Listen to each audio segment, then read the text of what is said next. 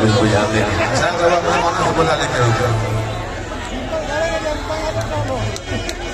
मैं चाहूंगा रितु जी और आस्था जी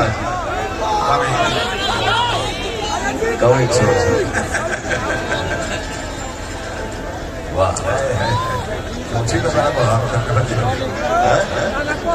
अरे आस्था को चूची बड़ा बड़ा छोटे बाबा बहुत छोटे बाबा हमारे मंच के हाथ से कलाकार है। इनको एक बार भैया नमस्ते बोल दो। भैया प्रणाम।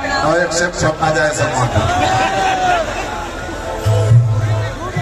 हमारे जैसे मान लो कि अगर हम आप लोगों ने पवन सिंह को गायक बना दिया, नायक भी बना दिया, तो मान लो कि हमारे अपोजिट जो काम करे वो हमारे हीरोइन और जितना देर के लिए काम है उतने देर के लिए मैं ही हूँ, दूसरा कोई आ नहीं सकता, आने नहीं दूंगा। हीरोइन तो पीतो जी ठीक ना। तो रितु जी, आस्था जी, ये हमारे साले साहब हुए फिल्मी दुनिया के, तो आप इनको भैया प्रणाम बोल दीजिए। भैया प्रणाम।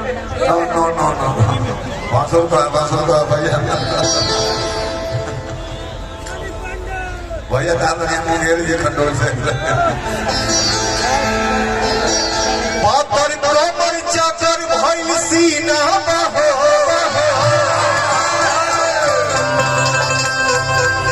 पातर कमर चाकर भइल सीना देखी लइकन के छूटत पसीना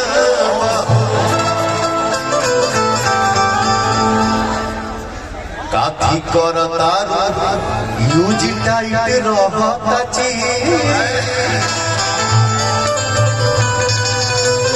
असर करत न जाड़ के महीना।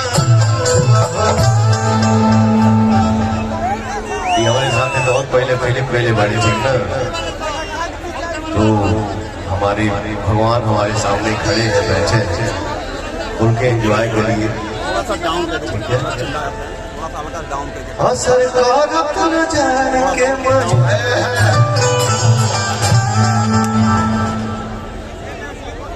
एक गाना कहीं भी